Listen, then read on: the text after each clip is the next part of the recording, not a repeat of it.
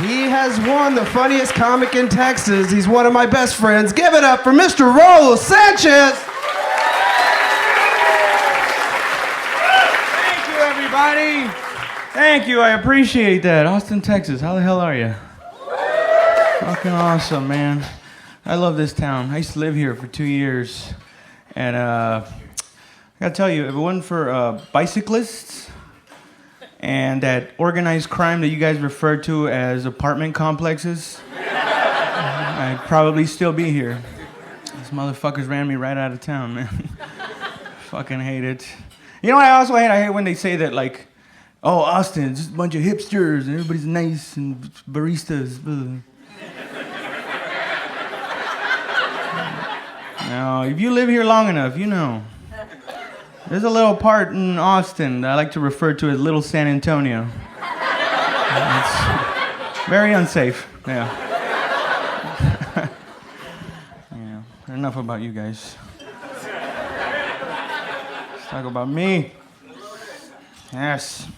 So give it up for me, everybody. I got a white girlfriend. Yeah. My parents think I'm successful now.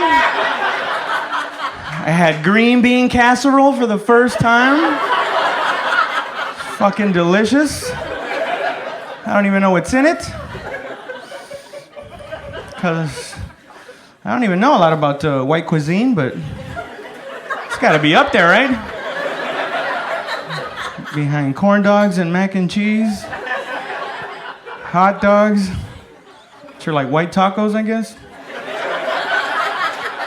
Not bad. Not bad, man. I have a friend who just got out of prison, right? And sometimes I don't like hanging out with him because, like, he always wants to play these prison games. You know, like, no, I don't mean weird shit. Like, I mean literally, like every time I come over to his house, he always wants to play me chess. He's like, "Hey, Raul, let's play chess real quick, man. Let's play a game of chess real quick." I'm like, nah, man, I don't know how to play chess, and I think it's kind of boring. He goes, "Oh man, see, the reason you don't know how to play chess is because chess is a thinking man's game." Is it, Eddie? Is it a thinking man's game? Or is it the game of a man who couldn't go outside for 7 years? It's like, yeah, I don't know how to play chess because I was allowed to go to the mall. It's like, why don't we just have a toothbrush sharpening contest while we're at it? Maniac. I don't challenge you to things that I'm clearly better at. Hey, Eddie, let's see who can live with their mom the longest. Yeah. Clearly have an unfair advantage in that. I grew up in a pretty tough neighborhood, man. And you could tell it was a poor neighborhood because all the houses had chain link fences. Yeah, I know you don't know what that means. But ask yourself this question. When's the last time you've been through a nice neighborhood and thought, wow, look at that beautiful chain link fence? It really brings out the Victorian windows. Nice houses don't have chain link fences. You have a chain link fence in your house, it's like you're saying, look, I want my privacy, but also check out this wet couch I have in the backyard. Pretty sweet, right? 5 days after it rains, you can almost sit on it. And growing up, my father used to be a painter, right? When I was a kid, he used to paint houses, right? But when I told all my friends in elementary, they thought I meant a painter like Picasso. So they were like, what does your dad do for a living, Raul? And I was like, oh, he's a painter. They go, what? Your father's a painter? Does he make a lot of money being a painter? I was like, I guess. We had cable there for a while. You know. It's got to count for something, right? Because when you're a kid, you don't really know the difference between being rich and being poor. Like, I didn't know we were poor. I just knew that in our house, if someone was in the shower and you turned on the faucet, you might kill him. I know, because that's what my dad used to yell, hey, are you trying to kill me? It's like, yeah, Dad, that's what we're trying. We're trying to murder you with lousy plumbing.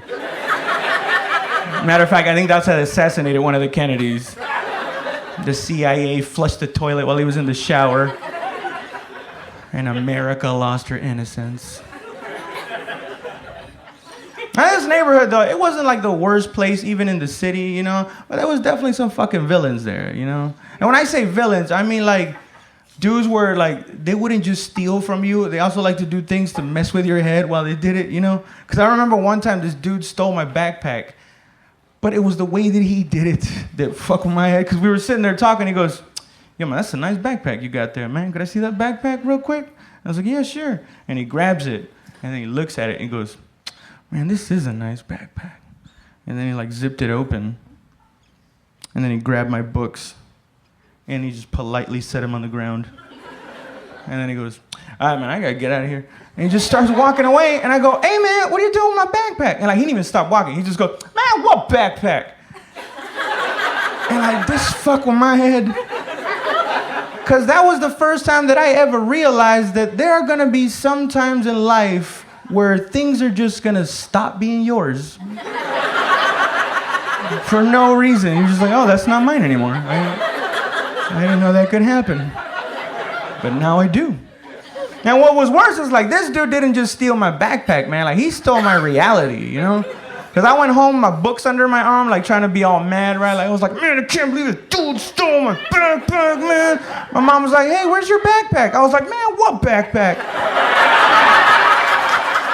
See no backpack here anywhere.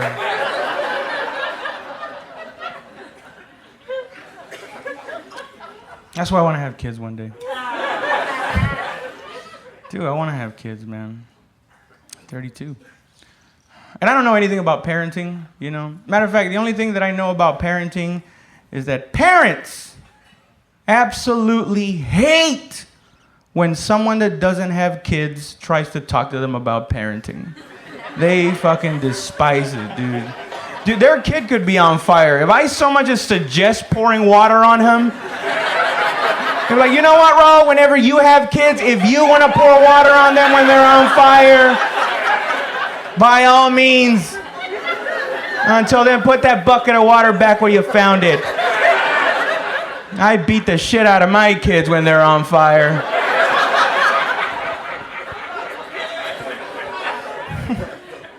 And I've had people say that to me, like ask me, hey, Raul, would you ever hit your kids? If you ever have kids, are you going to hit them? Of course not. I would never hit my children. I would pay somebody to do it for me. Like a spanking hitman. Someone that waits outside my son's elementary. And as he's walking by, he's like, hey, you little Manuel Sanchez? He's like, yeah, who wants to know? Raul says hello. Beats the shit out of him.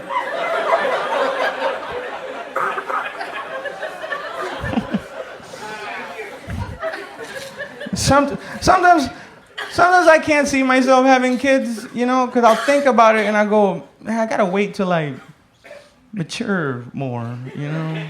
And then I'll think, fuck, I'm 32. Like, by the time my parents were my age, they had already traumatized 5 children. And they only had 2. The other 3 were our friends that hung out too much with us. They were like, oh, shit. I am 32, man. I just turned 32 earlier this year. And I gotta tell you, that shit snuck up on me, though. Yeah, I feel like I was 22 just a couple of days ago, you know? All of a sudden, I'm going like, fuck, 32. I'm not a kid anymore, you know? But you know when it really hit me? When I was sitting there thinking about it, and I was like, man, I don't even remember the last time I used the word party as a verb. Do you know what I mean? Like, party is not an action anymore. Party is the place that I got invited to. Which I might not even go because my allergies are acting up. Old shit just snuck into my life out of nowhere. Like, I bought a pack of Band-Aids the other day. I didn't even have a cut. I just saw them and I was like, we should probably have these around the house. Saying corny old guy shit like it's better to have it and not need it than... Ugh. I hate myself. It's good to be prepared. I hate that shit, man.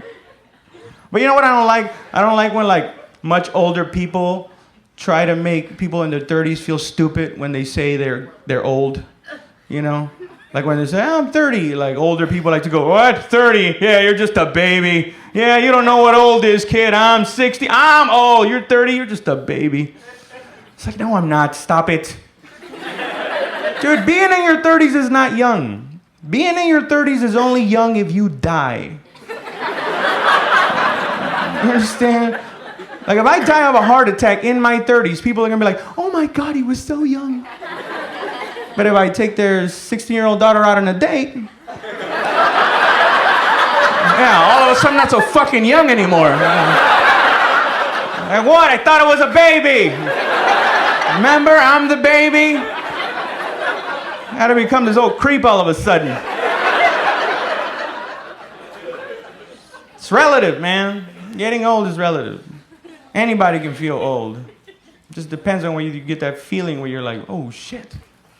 Like, I gotta find happiness soon. 'Cause I think that's what you do when you get older. You find happiness. I don't see anywhere in this efficiency.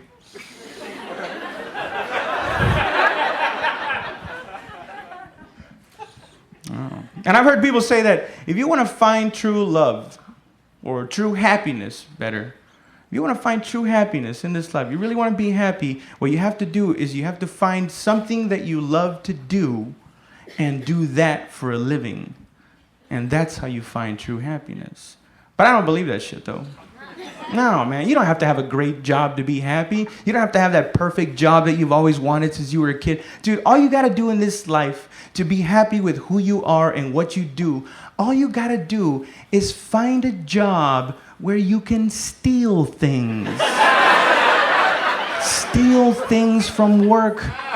Anytime you feel shitty about your life and what you do for a living, steal something from work. And if you go, well, I work at McDonald's, I feel like shit every day. Steal something every day. And don't just steal the same thing, steal something different every time. So if you've worked at McDonald's for 4 years, you should have already built another one in your backyard.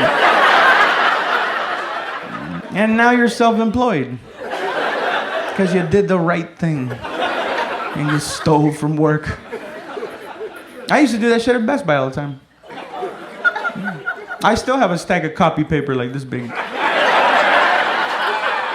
I don't even have a printer. Yeah, they just told me I was gonna stay late one night and I was like, all right, well now this is happening. Hope you understand what you did and that you did it to yourself.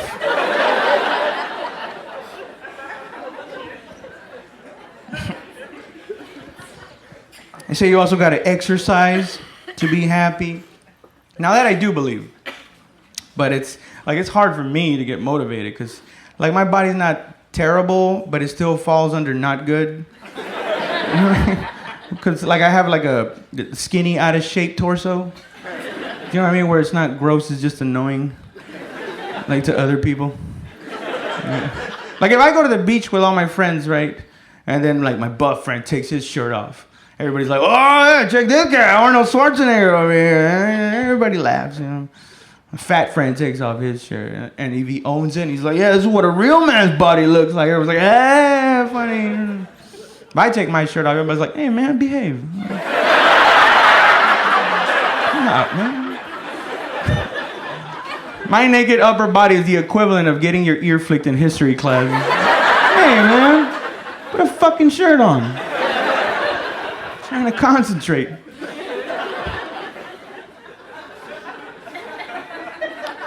But you know what I realized when I started exercising?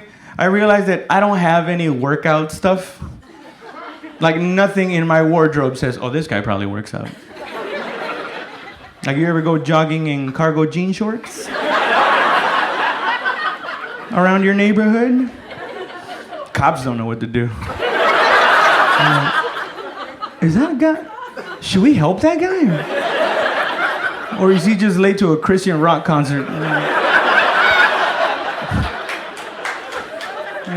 Nah, man, I think he's jogging. Why is he wearing a Hawaiian shirt, though? Because that's all I have to work out. But I never want to become like one of these people that are all militant about working out, you know? They always got to tell you how wonderful it is to work out. They're like, oh my God, you have to work out. It's so good for you. When you work out, your brain releases these chemicals, these endorphins in your head. It's like taking a drug, really, when you work out. No, it's not. It's nothing like, I've been a drug addict. It was nothing like that. Never snorted a rail of coke and thought, oh boy, my hamstrings are sore, fuck. Just like working out.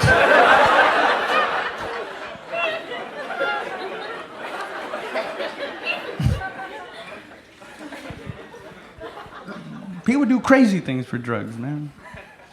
Not for workout gear. Damn, people don't suck a dick for a pair of Jordans. Not anymore. I'm sure somebody did it in the 90s and immediately regretted it. Probably hit him after he hit his first jumper. Fuck. Could have probably done that barefooted.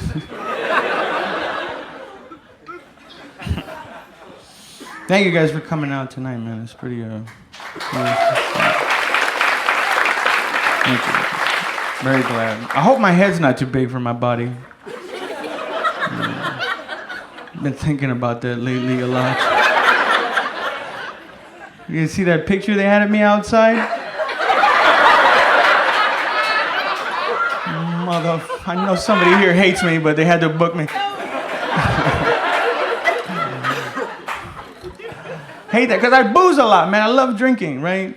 And then sometimes in the morning I'll wake up and I'll look in the mirror and I'll be like, fuck, it's getting bigger. I don't want to have a big ass head, man. Although there is a difference, right? Between having a head that's too big for your body and just having a big ass head altogether. Because babies don't have big ass heads. They have heads that are too big for their bodies. It makes them look cute, right? John Travolta, though, that motherfucker has a big ass head. You could put that head on a cow, and you'd still be like, man, that cow looks weird. And then someone will go, you mean because it's got a human head on it? And you'd be like, nah. You know what it is? That head is too big for that cow's body. And it can't act. That was fucking mean. Yesterday's crowd went, oh. You guys were like, yeah, that big-headed motherfucker.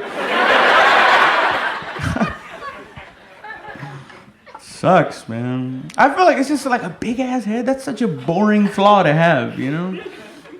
It's lazy. Like, I feel like when God is making people, he gives them all flaws, you know? Like to build character, right? Later in your years. You know, and I feel like at first he's very creative. He's like, oh, dude, I'm going to give this guy a big old birthmark on the side of his face. It's going to look bananas, dude. Right? I'm going to put the map of New Zealand on his left cheek. So he develops a personality.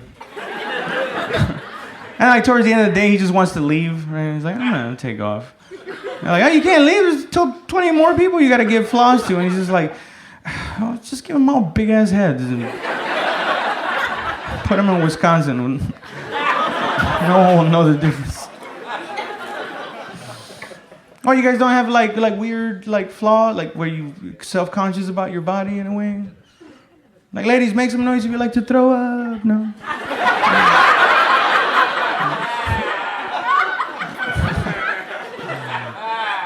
You feel like self about something, you know, like your ears or something. You ever seen somebody with big fucking ears, right? Like across the room, and then you think, damn, that guy's got big fucking ears. And then the guy with the ears goes, you're like, oh shit.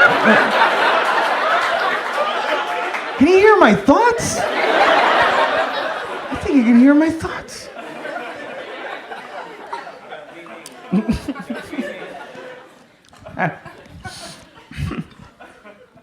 I was driving, speaking of weird looking people, I was driving through a Walmart parking lot the other day, and I was trying to get out, and I was driving like to the parking lot, and all of a sudden I had to come to a full stop, like sudden, because this couple walked right in front of me, right? This guy and this girl holding hands, right? And they didn't even acknowledge the fact that I almost fucking killed them, right? They just kind of like kept walking like, whatever, dude, you got to stop for us, you know?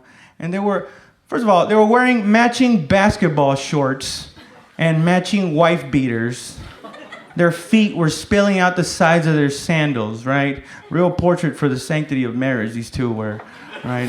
And they're walking so slow that I look down and I go,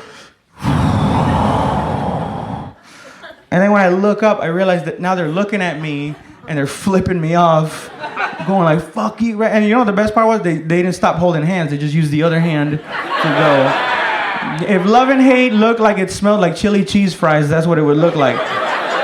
And they just kept going, fuck you, fuck you.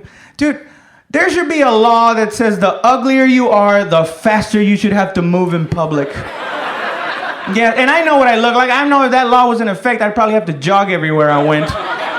But I'd be willing to put up with it just so that I could see these two gargoyles do the 100-yard dash from their car to the Walmart entrance.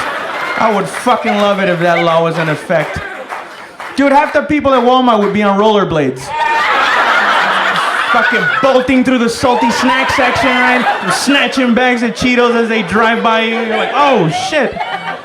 Damn, that guy was ugly. You see how fast he was going? Shit.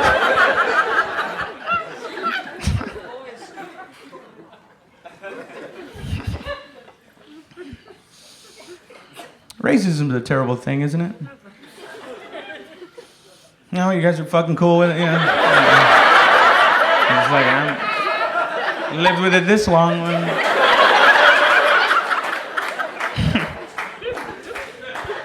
It is terrible. It is a terrible thing, but I understand it now. I understand it. I get where it comes from.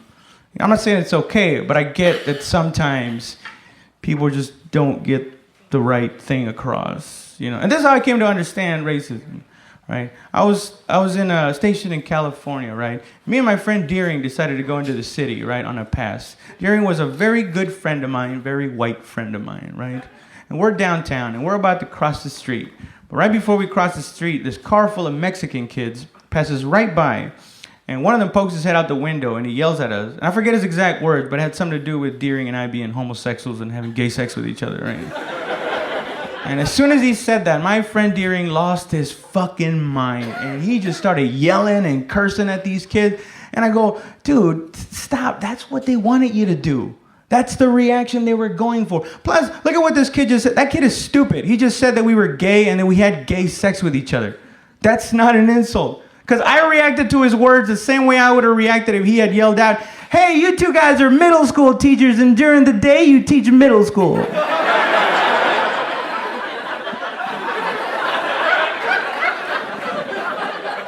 Okay, first of all, no, we're not.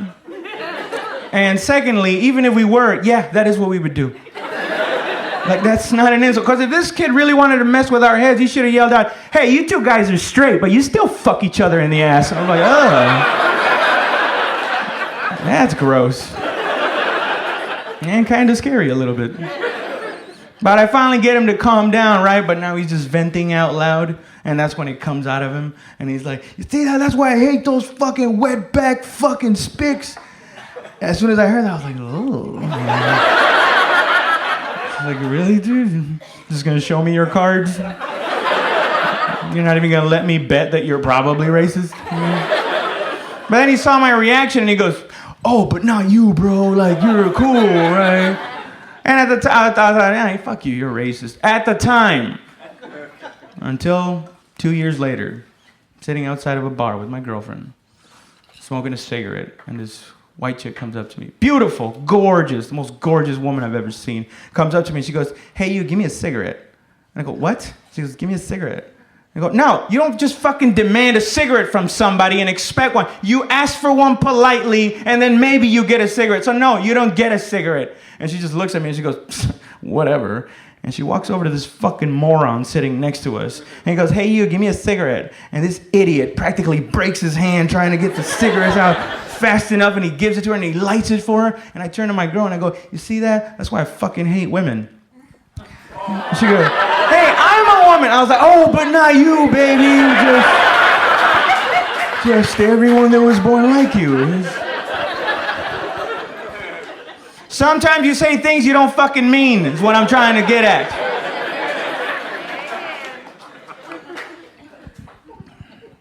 I could be wrong. I don't know. You know, I'm getting really tired of Native Americans flaunting their oppression in my face.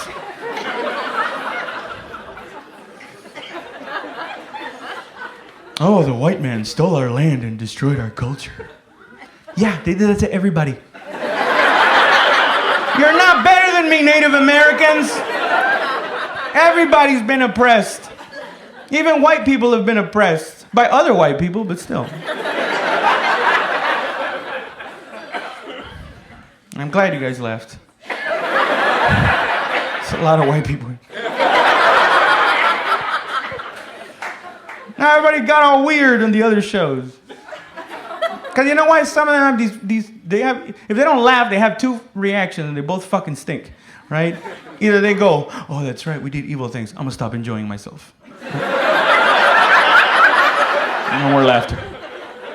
This is self-castigating things. And the other one is like, well, I wasn't here when they did that. That wasn't my thing. I wasn't here when they had slaved and killed Indians.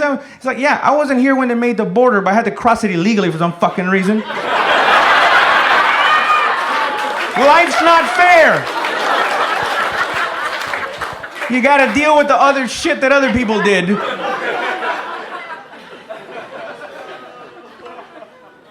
I've never broken into a car, but I'm walking through a parking lot, I gotta deal with the shit that other motherfuckers did. More of a statement than a joke, really, but... Everybody's been oppressed, man. But it's not about being oppressed. It's about what you do with that oppression, right? Every resilient culture in the history of mankind that's ever been oppressed has always made something with it, right? Like Jewish people made comedy, right? Black people made music, beautiful music. Mexicans made more Mexicans, which I know is not as impressive as comedy and music, but you know, somebody's got to listen to that shit.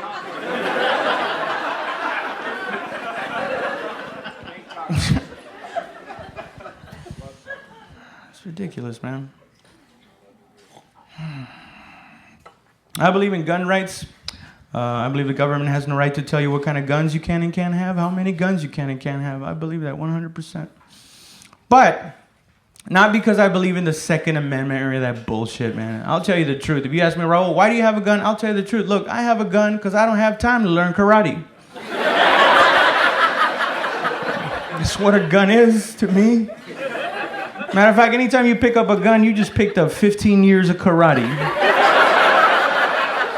It's intimidating, right? Especially when you pull it out and use it as a hearing aid and you're like, what was that shit, man? I didn't fucking hear you. Who's a bitch? Oh, no. Yo, you were fucking saying something, man.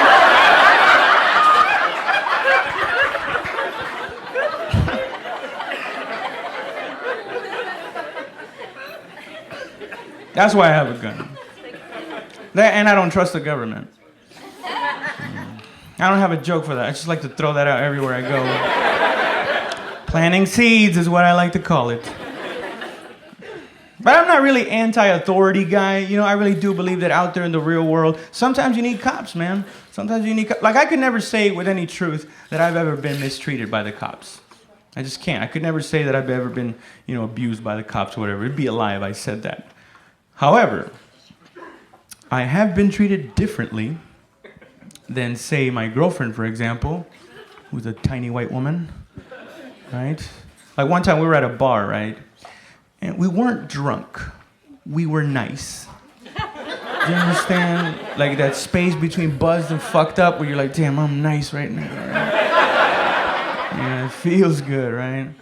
Well, we were that, and she comes up to me and she goes, hey, Raul, Maggie's having a birthday party. We should go to Maggie's birthday party. I go, all right, but remember, you drove us here, so if you want to go, you got to drive us there too. And she goes, yeah, that's fine.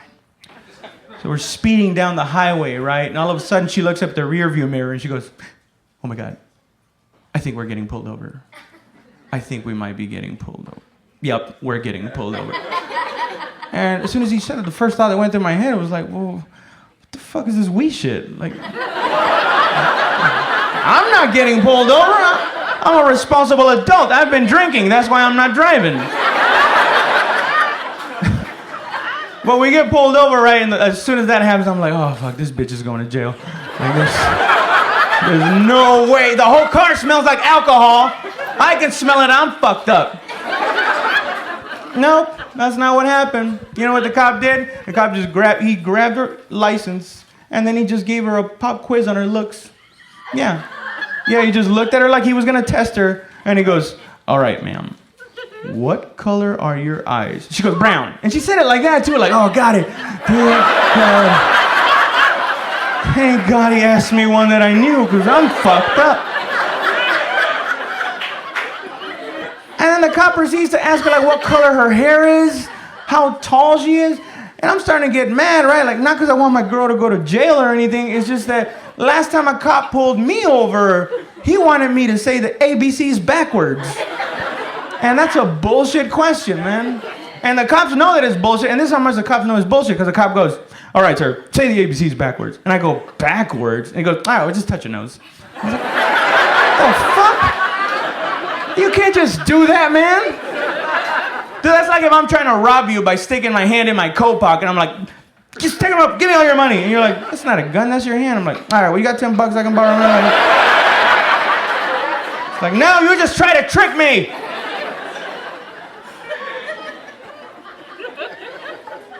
Well, then I thought about it. I was like, actually, that's a pretty good question. Yeah, because I don't think that question is meant for you to know the answer to it. I think it's meant to see if you're drunk enough to actually try to do it. It's supposed to simulate a drunk dare. And when you're drunk with your friends, like, I bet you want to jump over that ditch. And if you're sober, you're like, nah, man, I'll break my ankles on this shit. But if a cop tells you to say the ABCs backwards and you actually try to do it, that's like the cop going, all right, sir, I'm going to give you a field sobriety test. I dare you to jump over that ditch. You just stand there like, look, officer, get out of the way. Yeah, you're going to jail, you idiot. Only a drunk person would actually try to do it. You have rights, deny them. But I am in a relationship, man. Relationships are great until they're not, right? Yeah. Here's one thing I always found funny about relationships. How our culture dictates how a relationship is supposed to progress. Because as a culture, that's what we decided. These are the steps that a relationship takes, right? Like when you first start going out with somebody, you live separately, right? Like she's got her own apartment. You got your own place at your mom's house, right? Oh, I don't mean to generalize, you know. Yeah, 'cause I lived with my mom till I was 29. But only because that's how long it took her to raise me. It wasn't my fault. I wanted to leave. I was like, Mom, am I raised yet? She was like, no, you're not done yet.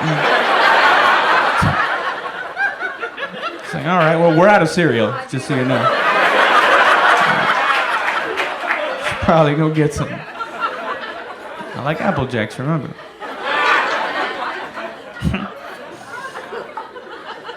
And then you get married, right? You get married and you move in together, right? But I think it should be the other way around. Yeah, I think when you first meet somebody, you should immediately move in together. Like after the first date, you should immediately move in together so you could see what you're working with, you know? Do they squeeze the toothpaste from the bottom? Or you're gonna have to throw them out a fucking window because it's not that hard. And then when you get married, then you live separately.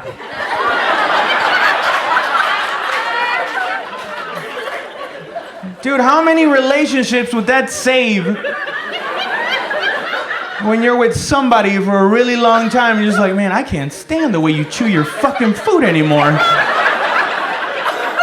I'm gonna have to marry you so I don't see you every fucking day.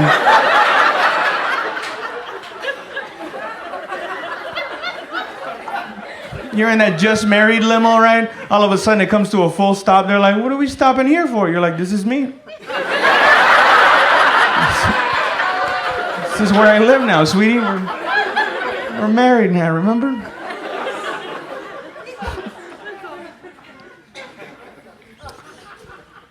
I still can't believe that people think that getting cheated on is worse than getting dumped. I don't think so, man. Fuck that. Dude, getting dumped is way worse than getting cheated on, man. Because when you get cheated on, you get to yell. You get to yell at the cheater. You piece of shit. I hate your guts, you motherfucker. But when you get dumped, you get to yell all that shit into a mirror.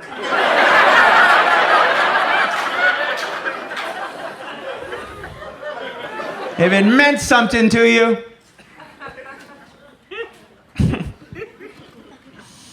It is, but you gotta get over those things, man.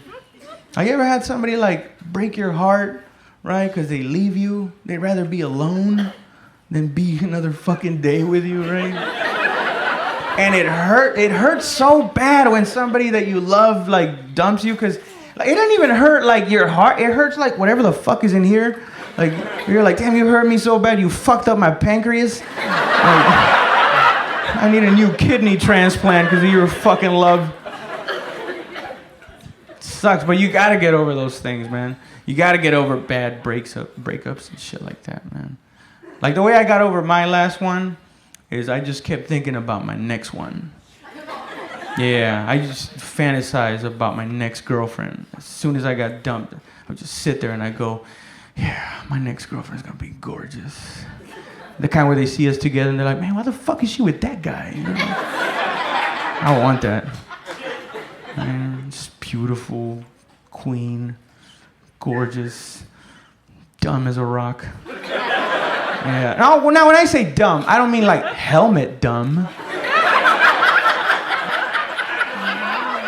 Where I go pick her up, I'm like, hey baby, you ready? And she's like, yeah, just give me a second. And just puts on a helmet. Oh shit. It's weird. I didn't see your bike outside. She's like, oh no, this is my walking helmet. This is what I used to walk. Because see, sometimes when I'm walking, my head will fall on the floor, but it's still attached to my body. And if I don't notice it, I'll just keep dragging it all over the concrete. And it's embarrassing. I don't mean that dumb. But I definitely want her to have trouble reading. And I mean in a cute way, you know? Where she asks me for help, right? And she's like, baby, what's this word? It's a weird word. How do you say this word? I'm like, let me see. Cactus. And she's not embarrassed by it, you know? She's like folding laundry, like practicing it. She's like, cactus. Crazy word. Cactus.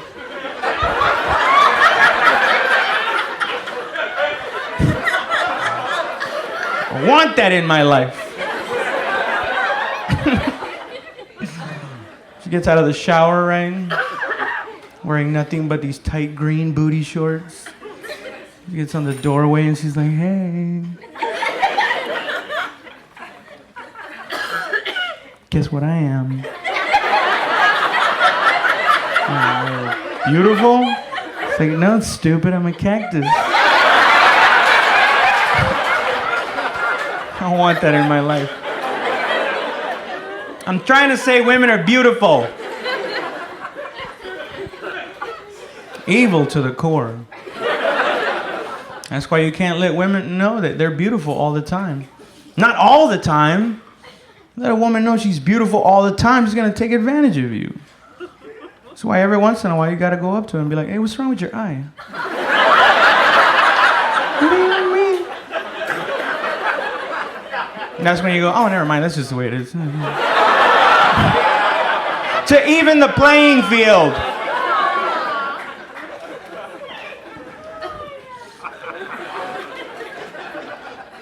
And I get in trouble with my girl a lot, you know, because of the way I think.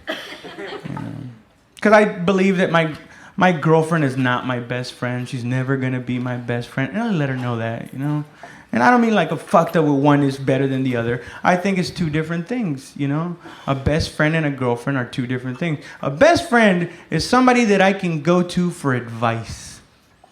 And I'm a big believer that you should never take advice from somebody that you're fucking. That's a conflict of interest. And the same thing goes for women. It's like, your man can't be your best friend. You're gonna sit there and take advice from somebody that fingered you at a Red Hot Chili Peppers concert? Really, that's the guy? That's the guy that's gonna decide if you should start talking to your sister again? It's two different things, man. I feel like a girlfriend is somebody that I can go to for help if I have an emotional need. And a best friend is somebody that I can go to for help if I ever, like, murdered somebody. You know? Because, first of all, I would never tell my girlfriend if I murdered somebody. Fuck no. And not because I think that she would turn me in. It's just that I know for a fact that she would use it against me in a fucking argument. Like, really? I don't see why you're so mad. I mean, it's not like I murdered somebody! I'm like, what the fuck does that have to do with you wasting paper towels?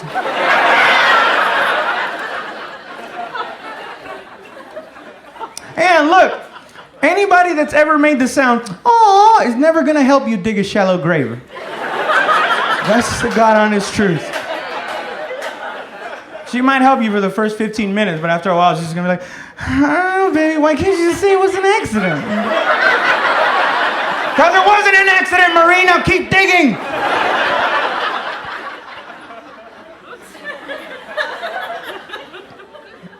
But it is the tough times that make you stronger as a couple, right? I know I've gone through some shit with my girl, man. I had to buy a pregnancy test not too long ago, man. You ever go buy a pregnancy test at 2:30 in the morning after last call like you promised? Dude, I went into CVS fucked up, just drunk out of my skull. It took me 30 minutes to find the "I think my life might be over" section. And I finally found it, right? And I take the test up to the lady. And I know she saw what I was buying, man, because she looked at it. But she looks at it, and then she grabs it, and then scans it, and then looks up at me and smiles and goes, "Hi, would you like to donate money for diabetes research?" No! Do you see what I'm fucking buying right now? Do you see that I'm trying to buy the cheapest pregnancy test that you have with a $5 bill and $7 in quarters? No, I don't care about diabetes right now. All I care about is me and hopefully just one other person. Ain't nothing against people with diabetes. I mean, God bless them. I hope God takes care of them. Maybe she'd have said that. Maybe she'd have said, "Hi, would you like to say a prayer for people with diabetes?"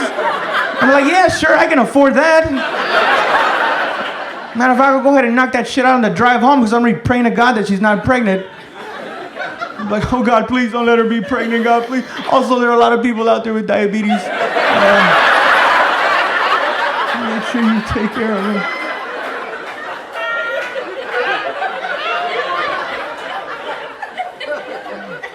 Started making me think, man, the idea of an unplanned pregnancy, man, that's crazy. You know it takes like $180,000 to raise a kid nowadays?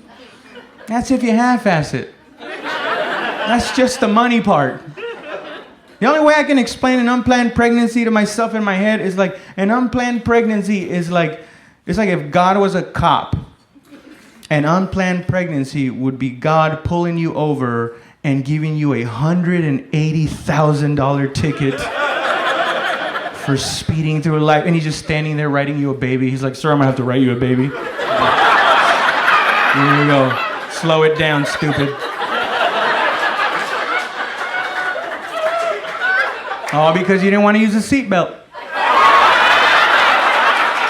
Because it takes all the feeling out of driving.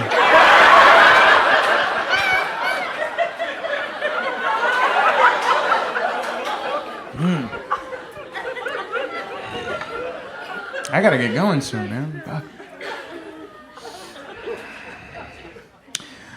I was in the Army for 4 years, and yeah, I know nobody believes me when I say it. Every time, shut up. You didn't say nothing. No, it's true. But most of the time when I say it, people just kind of stay quiet because they see me because I'm a little dude, and they're like, "What? You don't even have shoulders." Like, don't they issue you shoulders in the Army? Like, it's true, man. I was airborne infantry. I used to jump out of airplanes. Yeah. Scary fucking thing. Scariest shit ever, man. Cause I'm a little dude. Every time I jumped out, it took me like 3 times longer than everybody to get to the fucking ground. Like at one point, the parachute was beneath me. I was like, what the fuck? The parachute is using me to lower itself safely.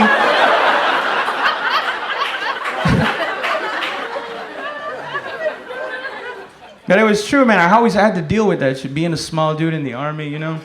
Like, we used to do this thing called the buddy carry, right? And what the buddy carry is, it's an exercise where what you do is you carry your buddy, right? And then when you get tired, you put him down, and then he carries you, right? You do this for a couple of miles until the exercise is over, right? But what I used to do is I used to always pair up with my friend McGinley, right? Because we were kind of the same size. And one day, the platoon sergeant caught a hold of what we were doing, and he got really angry. He goes, hey, you two motherfuckers, come here! What the fuck are you doing? And I go, oh, we're doing the buddy carry, sergeant. He goes, yeah, why you two motherfuckers always getting together when we do the buddy carry? And I go, because we're the same size, sergeant. He goes, yeah, is that what you think? You think when you're out there in the shit, somebody gets hit, it's always going to be somebody the same size as you? And I go, oh, I don't know. He goes, Rabidoo, come here! Now, Rabidoo was our machine gunner, this big fucking monster of a man. And he brings him over and he goes, now what happens if you, McGinley, and Rabidoo are out there in the shit and Rabidoo's the one that gets hit? What are you going to do then? I go, well, sergeant, you know, I do what I have to do. You know, I would man up and I shoot McGinley in the leg and carry. Hey, somebody's got to get Rabidoo. I gotta get McGinley out of here. He's my best friend. Somebody get him. That's why I always practice with McGinley.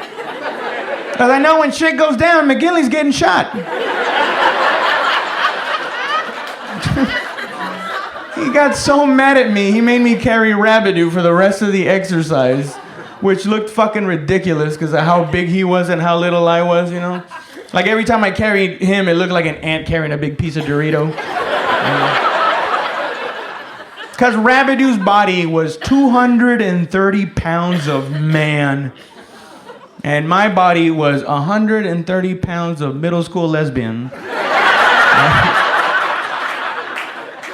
Like, not even the type of lesbian body that would be like, I don't see why coach won't let us females play football. It was more of the, I think I like girls.